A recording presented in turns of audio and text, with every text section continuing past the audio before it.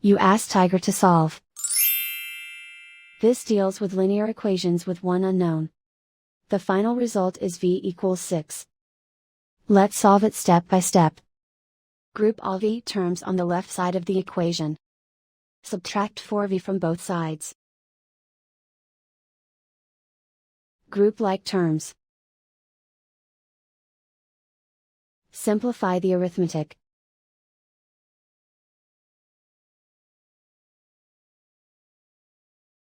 Group all constants on the right side of the equation. Subtract 54 from both sides. Simplify the arithmetic.